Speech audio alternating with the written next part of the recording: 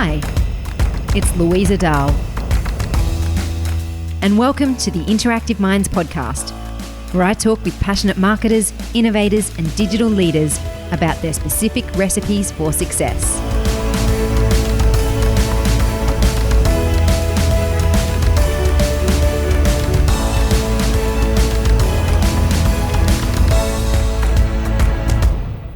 In today's show, I interviewed Deb Manning, talking about the future role of marketers and lots more.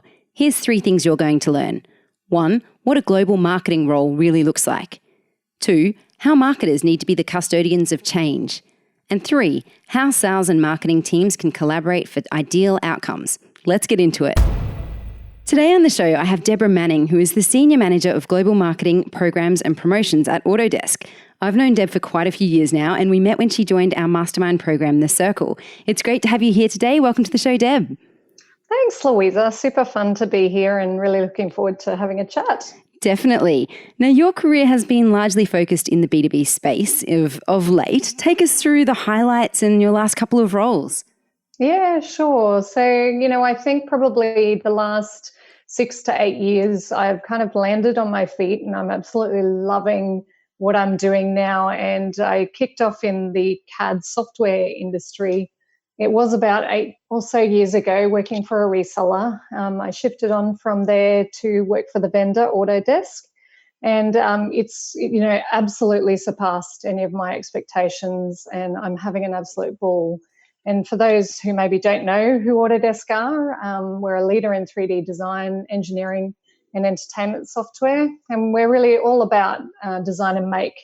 So anything physical that you can kind of see around you is probably driven or was designed using potentially one of our products, which is, it's an awesome opportunity for us to have a big impact on our world. Fantastic. It's fun. And Autodesk is a big company too. Tell us about the scale that we're talking about here.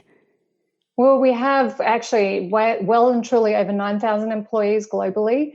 And, we're present in probably the majority of countries. And if not a live presence, not a physical presence, certainly a digital presence. Yeah, wow. It's always fascinating hearing what you're working on. So tell us a little bit about how you got involved with Autodesk and what your roles have been over the period that you've worked there.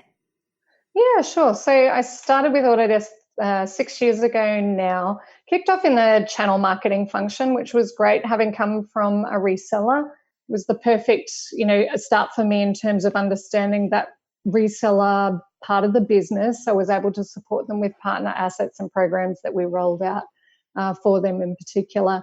Moved from there into a manufacturing field role for a few quarters, which was also super fun. Learned a stack about the manufacturing process and how our design tools really support that.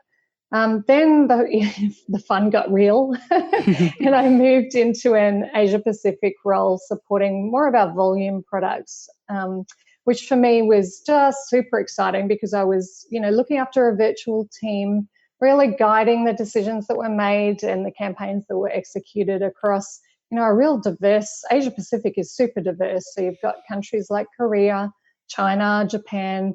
Suddenly for me, it was learning a lot about our business, but also about our customers that, perhaps engage in different ways. So moved from that role more recently this year into a global role. So you talk about it kind of going from one big shift to Asia Pacific. And then this for me is another big, super interesting shift because I'm now looking at how do we scale programs globally?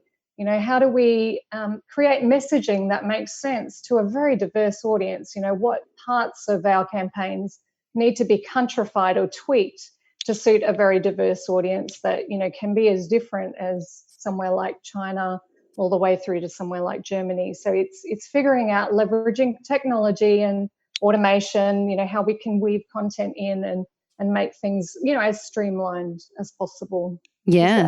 Yeah, great. And so from a corporate level and a global level, I suppose, what types of campaigns are you typically working on?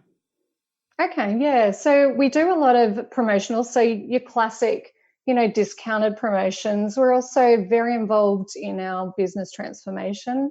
So Autodesk were operating within a perpetual model a couple of years back. we've actually transitioned and we're doing, a lot more around subscription, and trying to move a customer base that's traditionally perpetual through to this subscription model has been a super interesting transition. So I've been very involved in the execution and materials that support that shift, and really educating our customers and taking them along on the journey that we're on. Yeah, great. And I imagine that's been, new ground for everyone involved. Has the response been kind of what you've hoped, or has it been trial and error along the way? Yeah, I think just figuring out what makes sense from the customer point of view has been the challenge. So what are the most important things for our customers that they're going to latch onto and really connect with and understand? If you look at the subscription model, it is a transition for customers that are not used to not owning their software. And I think we really need to deliver the value as core to our campaigns and our messaging.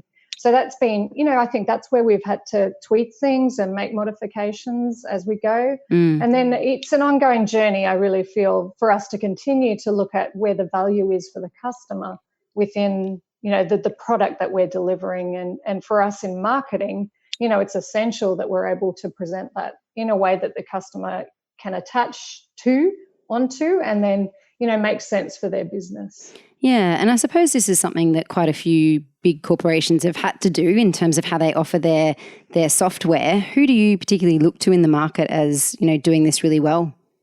Yeah, so Adobe went before us. Yep. So, often we will be looking at what Adobe are doing and how they're doing it, and certainly taking learnings as we transition, as we continue to move forward. And I think within our business, we've got some extremely switched on, intelligent marketers. And, I think I look to them, and collaboratively across the business, we work together to make sure that we're doing the best for the customer in the process. Yeah, fantastic. Now tell me, what does a typical day look like for you?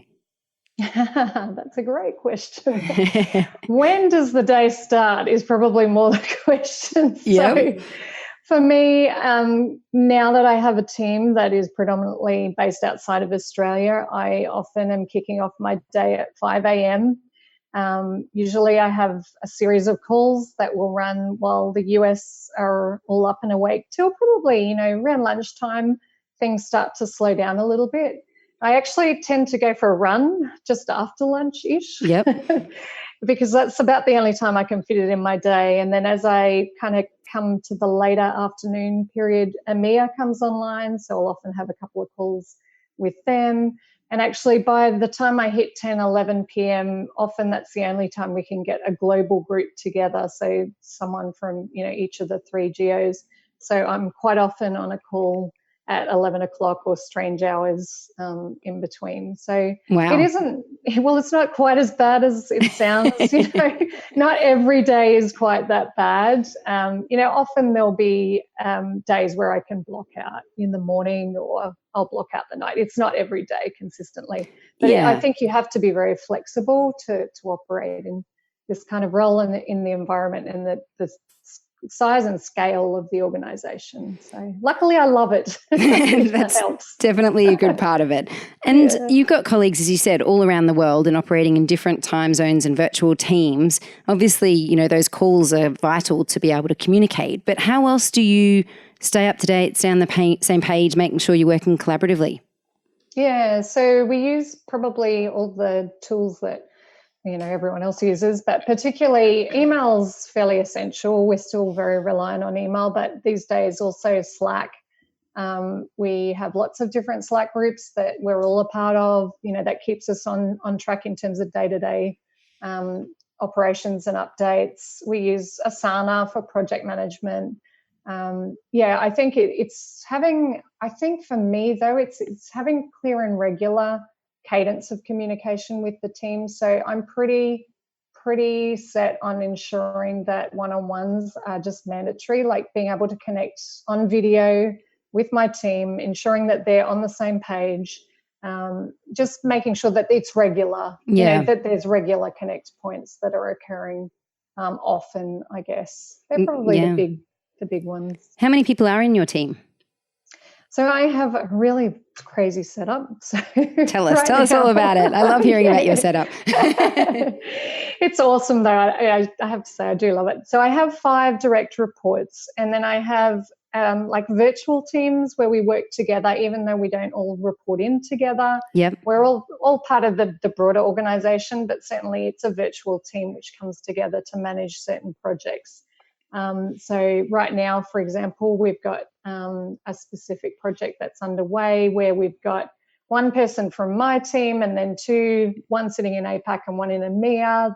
The 3 are all coming together to work on a specific solution to, like, basically campaign execution and communication across, again, a diverse set of sales and marketing teams. So I think in Autodesk, and probably in most large organizations where you've got many different teams that are in a matrix, you need to, and you become very good at being able to work cross-team, cross-function, really bringing people together in collaboration, which is something I've certainly had to learn over my time with Autodesk. Yeah, definitely. And your team members, whereabouts are they located?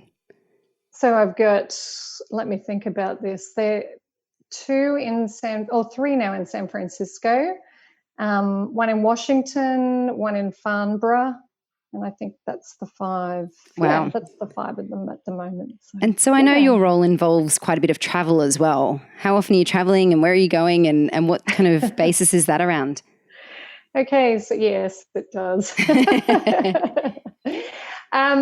So usually the purpose of the travel is team meetings, or, either they could be my team, my extended leadership team, or it could be, our support team. So if I'm cross-functionally working with another team, it's connecting with them. Given, of course, I'm working with my direct reports outside of, I'm in Australia, they're in San Francisco and across. So there is a need for us even just to come together. Most recently, I was in San Francisco last week before that, or 2 weeks before that, Barcelona, and then before that, San Fran. And that's not drastically unusual, although I'm not traveling, I'm pleased to say, for at least 4 weeks now. So excellent. It can ebb and flow. And, we also have customer events, which are great to sort of get along to if you have the opportunity, just to make sure we're constantly keeping our fingers on the pulse in terms of the customer sentiment. So. Yeah, great. And I know you're really passionate about how your team works, and you mentioned that you're quite involved in the transformation project as well. Talk about a little bit around, I suppose, what the future looks like for you and for Autodesk, and I suppose let's talk broadly about marketers in general. Yeah, and actually this is one that I'm really passionate about. I really see that we're facing a seismic shift in terms of how we're going to execute in the future. We really are going to have to leverage each other in terms of that collaboration and how we, I guess, orchestrate execution, particularly when you look at the avalanche of tech that's coming our way. I guess the way that I would phrase this is that the marketer is going to become the orchestrator or the conductor of the orchestration of tech, content, creative, and the channel to really design an experience. And I think there is a risk that marketers feel that, we have to be technical going forward. And yeah, I agree that we need to have a depth of technical understanding, and perhaps, for some of us, it will be actually getting our hands dirty within a lot of the platforms and the technical, I guess, gear that we're going to need to leverage. But I really see that there's an opportunity for marketing leadership and management to really have that ownership of the conductor or the orchestration of all of these pieces into the future. Does that kind of make sense? Yeah, it does. And definitely, I mean, it's what we're seeing as well. There's just an increasing load, I suppose, upon marketers to not only stay up to date with all the different, platforms and tools we use that are third party, but then also to bring an organization's technology sets together as well in order to get those, definite insights around customers and transactions and what's happening in the business. And This is, something that so many companies I talk to are in various stages of the process. I don't think anyone or very few have already got it nailed. It's very much a work in progress, and it's something that takes years as well to, define and get up and running. Absolutely. Yes. So whereabouts is Autodesk in this journey? Yeah, we've got actually a fabulous leadership team. So from our CMO down to her leadership team, and then from there out. And there is a roadmap for us that I'm super, super excited about where we're headed, how things are coming together.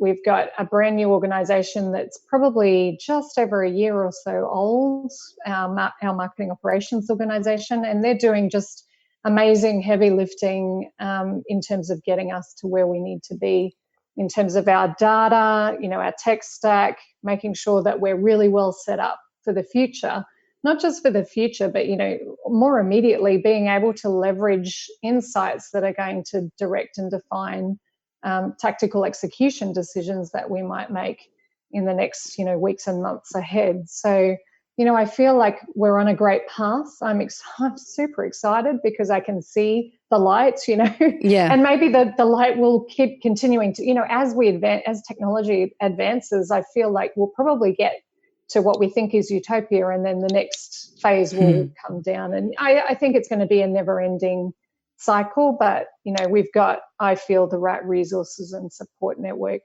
in place internally to really drive us forward. So that's exciting. How do you think this will impact, say, your role or your day-to-day in the future?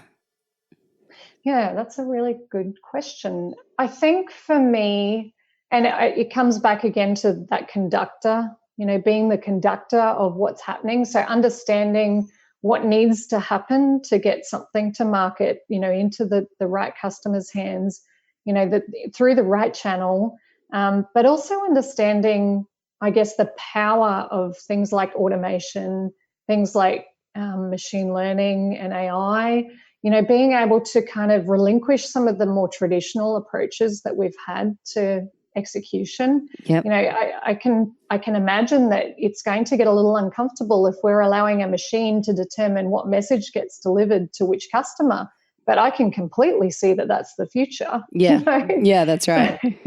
Yeah. So it's almost like relinquishing the control and allowing technology to do what it does best, and at the same time being able to, I guess, bring others on the journey. I see my role as being almost, I've got a lot of people that I work with, not necessarily that I directly manage, but I think it's about sharing with them the vision that I understand it to be.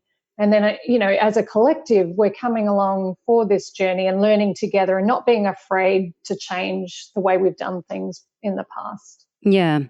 And how do you make it real for people? Because I think with transformation, we talk about all these things and we talk about what may be, but it's kind of difficult to bring it down to this is going to impact you in this way, or this means that in the future we're going to be able to do this. How do you communicate that and make it real?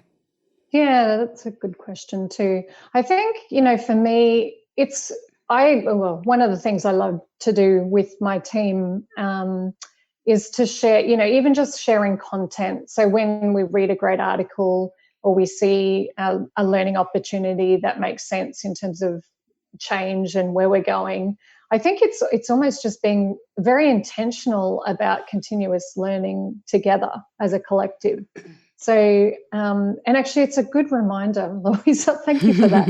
I really need to pick that one up again and be even more intentional, because I think the speed at which things are shifting and changing right now, it's almost breakneck in terms of keeping up.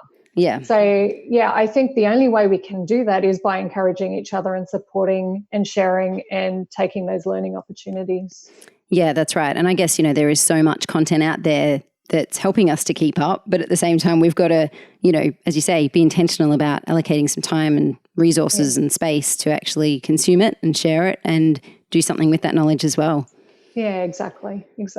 Yeah. So what do you think the future marketer needs to be kind of skilled in or prepared for to deal with this kind of pending I evolution? think agility. Yeah. So Flexibility. probably priority one.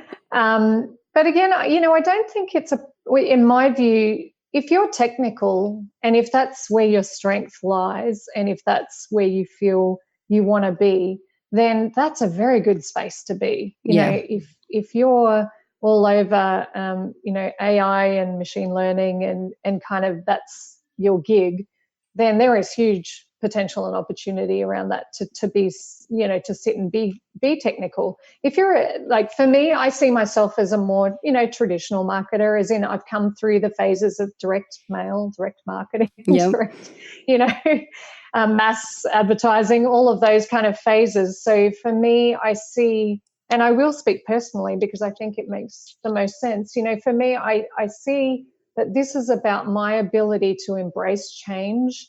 It's about not being afraid to test, not being afraid to, throw out some of the traditional preconceptions that we have around how we reach customers, and then take those learnings and take those insights and then use those to guide future decisions. So, maybe it's not as different as it has been in the past. I think it's just that we're looking at, maybe a lot, we've got data that's like we've never seen before. And I guess probably the skill set that we'll need is figuring out again what is relevant and what is noise or could be distracting to the decision-making process, and being able to articulate that and then respond and deliver.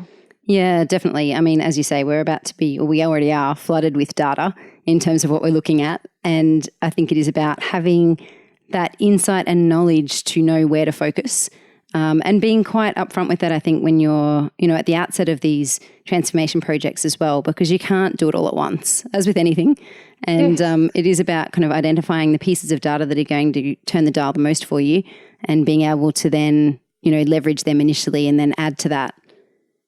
Absolutely. Yeah, and I think too that I think that if the marketer has the understanding and the power, and they understand the power of technology, data, etc., they don't necessarily need to be the master of the execution. Like, I think that's going to be a big shift as well, where, typically we would be pressing the send button on the email. Yep. We won't have to do that anymore. Yeah. It's leveraging automation, and it's having, I guess, the knowledge about the customer journey, being able to set up, from top to bottom of funnel, the process and the flow of the customer, and then just, being able to leverage all your support network to execute based on that, if that makes sense. Yeah. For a company going through this and perhaps in the early stages of it, what do you think the first stage of data insights that they should be aiming to get are from a project of that nature? I don't know necessarily, I wouldn't restrict it necessarily to the types of data, but I think for any organization that's starting out on any kind of journey like this, it's about connecting what we have. So that's right. Bringing all the pieces together.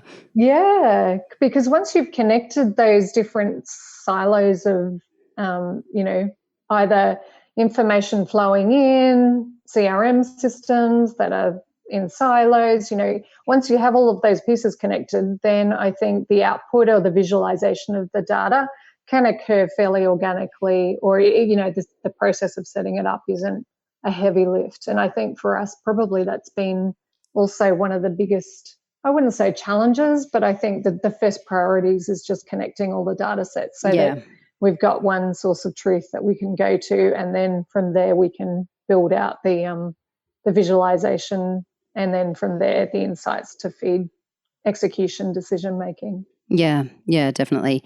Now, another question which you might have an opinion on. This is being done by Autodesk. It's being done by large companies around the world who are, connecting their data sources, looking at what they've got, adding to that, looking at, how things like automation and machine learning can be leveraged and AI. What about the companies that are smaller?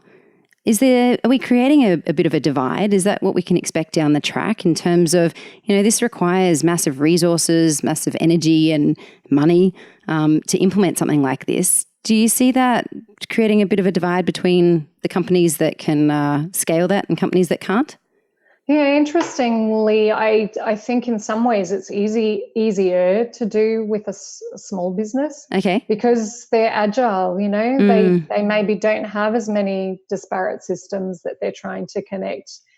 Certainly, they may not have all of the best of and, the extended support that maybe larger businesses can certainly leverage. Yeah. I've worked with many SMBs in my career, and in my experience, sometimes it's actually because you're agile, because you don't have the complexity, it's a lot easier to go to market more quickly than, say, in a large organization. But yes, perhaps when we start looking at things like AI, machine learning, leveraging a lot of, the automation tools that are available, yeah, I mean, for sure, there's probably cost there that may be prohibitive, but certainly, on the other hand, I guess there's startups and all kinds of wonderful tech out there that are built for that SMB market, and it's just, I guess, scaling your expectation and your ability to deliver against the budget that you've got available. Yeah, definitely. And as you say, they don't have the legacy systems in place, that's for sure. So, that often causes a lot of the connectivity problems in the first place, doesn't it? Yeah, absolutely. But yeah, I mean, I think if I was in an SMB, my goals would be the same. It just, I guess the goalposts shift somewhat in the expectation of how it might occur is slightly different. Yeah, great. Now, I know you're very close to the sales function at Autodesk, perhaps because of some of your roles that you've had there over time. How do you work as a team from a marketing and sales together perspective, and what's your view on that? Yeah, I see it as essential to the success of both what we do and ultimately what they do also. We have within Autodesk the ABM function, account-based marketing function, which many businesses are moving towards these days. And certainly in the ABM part of our business, and that sales and marketing motion is completely connected at the hip. So if we're engaging with the customer, there is a very specific plan that's built around how we engage with the customer on both the sales and the marketing side of the fence. So I see that as essential. But even as you kind of move to the other functions within marketing, we have a deep connect across the business. So we see that sales and marketing alignment and partnership as essential to our overall success. And we're certainly building out our plans and the way we operate completely in alignment. Yeah. I know from our previous conversations that it is something that you're passionate about and that you're very deliberate about. In terms of how you work. What have been some of the challenges in getting to the position you're in now, though, where it kind of just happens that way? So where it doesn't work? Yes. It never doesn't work. Where there might be some, differences of opinions. Exactly. Yeah, no, totally.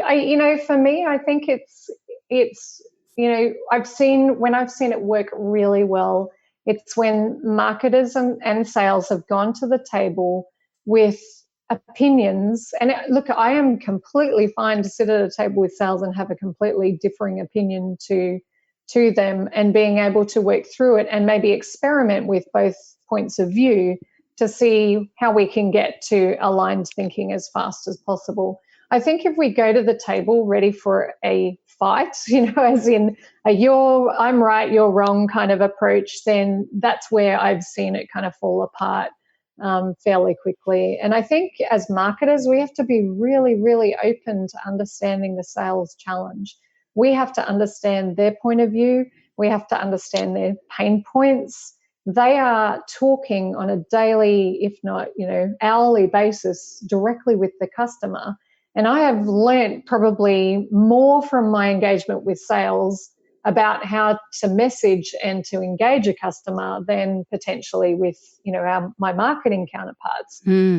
I find that when I engage with sales and, sit down and try to really understand the persona, I walk away with so many valuable lessons that I can then apply into the campaign execution process or into the messaging that we're weaving into a campaign. Yeah. So I really see actually interestingly, as we again shift the way that we're delivering campaign, if you look at a traditional MQL that gets delivered into sales, the way that would happen in the past is an MQL gets lobbed over the fence and sales pick it up and then tell us it was no good and the cycle continues. But now that we've got ways of leveraging AI so that we've got better insights into the customer, we can actually have a machine looking at an account at the same time as we're delivering, perhaps an engagement with the customer from marketing. And all of that lovely information is kind of percolating and we're delivering to them instead of just an MQL. It becomes that scored lead, which, sales trust because there's more insight going into that than a traditional MQL that we would throw over the fence to them. So yeah, interesting. I think we're in a really great place, I feel, in general with sales, in terms of if you look over the last 5 to 10 years and how marketing has transformed and how, I think sales is also transforming based on technology influence coming through. Yeah. And as you said, that extra data that you can provide in addition to those leads helps to qualify and create that kind of level of, I suppose, certainty around the quality. Yeah, exactly. Yeah. Now, Deb, I know you're also big on professional development. And as I mentioned earlier, you have been part of the Circle, which is the mastermind group we run for senior marketers. Tell us a little bit about, I suppose, your involvement in the Circle and maybe some of the key things that you got out of being involved. Yeah, it was brilliant, actually. And I'm hoping that I'll get back in the new year. I found that the Circle was so essential for me to take time out of my day-to-day to really just stop, to take stock, to look at the problems that I was perhaps dealing with at a macro level and, really figure out with the input of the others that were sitting around the table, where I could make improvement and change. And, I think for anyone, probably in any career or industry, the ability for you to step away from your day job, to look at your goals, to reevaluate, and then to actually document change. I think Louisa, you made us document. What are we going to do before the next? That's right. Set some goals. But that's awesome because you're taking time out, you're setting these goals, and what was brilliant is that we would come back every time and say, "Hey, I did this, and this was the result." And I think for maybe 4 or 5 of us, we all went through expansion within our career, within our current roles. So I think there was at least 3 of us that got, promoted into new and bigger roles or new and bigger things. So I think that's proof in itself that taking the time out to invest in your personal development and in your career development, to look at what your problems are or the big rocks that you're needing to address, and then build a really clear, articulated sort of plan around how that was going to happen in the coming weeks or months, was just brilliant. So, yeah. Oh, thank you. Awesome. It was great having you involved. And I obviously agree with what you're saying there. I'm pretty passionate about, helping marketers to step away as well, because I do think, and I was actually, I was just revisiting some notes I took from a conference in the States that I went to earlier this year. And the head of innovation at Disney spoke, former head of innovation. And he made a really good point that I revisited in these notes. And it was that you can't actually have a good idea sitting at your desk. Like if you ask people where they have a good idea, it's never, well, I was sitting at my desk and I came up with this concept. Like you do need to stop and step away and actually get some kind of bigger picture thinking happening in order to get those breakthroughs. So yeah, I'm obviously really passionate about kind of creating that space as well. Yeah, that's awesome. Yeah, I love that. I need to move away from my desk more. Well, you got all that flying time, don't you? Isn't that good thinking time? Although I think flying time used to be better when it wasn't connected. I used to love getting on a plane and having that unconnected thinking time. Yeah, not anymore. No. Now, Deb, how do you manage your time and your calendar and your inbox? This is something that I'm also bringing into the conversation because I think there are so many different ways of doing it, and it's really interesting to hear how kind of leaders and professionals are doing this and what works for them. Yeah, that's a good question. So in terms of inbox, I have this less than 100 rule. Excellent. And there should be, and it probably is like 0 is the rule or something. I'm sure I've heard some methodology around this. Yes. But for me personally, I like to keep my inbox under, like when I go in, it should be under 100, and I have all my files kind of set up. I'm a big deleter. I have no issue with deleting emails. So Excellent. I do delete quite frequently, but yeah, I do have my files set up, and I like to be pretty on top of email in general. Yep. In terms of my diary, like that is challenging in that, I do have, I have to be on calls at all kinds of weird and wonderful hours, but I'm pretty strict about, taking time out when I've got space in the afternoons, or if I need to take a Friday afternoon off because I've done 5 late nights, certainly I've got that flexibility, and and I think as a rule we have to be able to just stop and rest when we feel like it's too much, or if things are just too crazy. So I feel like I've got reasonably good balance, and I don't, with my team, I'm passionate about ensuring that they feel connected, so I'm readily available if they need me. If there's something that they need help with, I will jump and support, what they're going through. I don't know if I have a framework per se, but certainly just personal. I suppose for you, working remotely from your team has its pluses and minuses in that regards as well. I mean, whilst you have calls at many hours of the day, I suppose you do also have some space where they aren't online. Where you can get some of that kind of deeper thinking or more quality work done without interruptions. Exactly. Actually, and that has been the absolute benefit of my current cadence, because I do end up with a couple of hours in the afternoon where I can do project work. So I'm absolutely loving that, because I don't have the day fully booked with meetings, because literally they're all asleep. Yes, so exactly. It's awesome.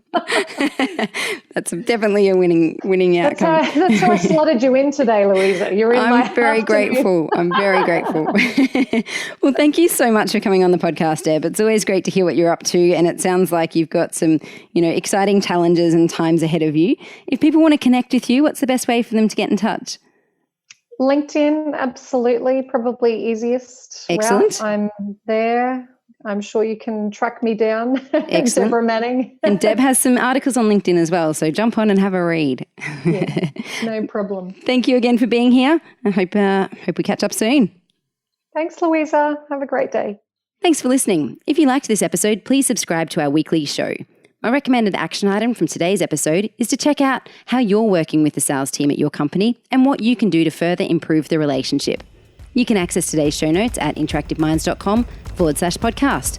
Also, while you're on our website, check out our upcoming online workshop, Collaborate to Accelerate. You'll be able to get some tips on how to do your best work, how to leverage the network effect, and how to develop your influence. This video series is made up of a couple of short to the point videos packed with my learnings, but it's only available for a limited time, so visit interactiveminds.com to access the videos now. See you next week.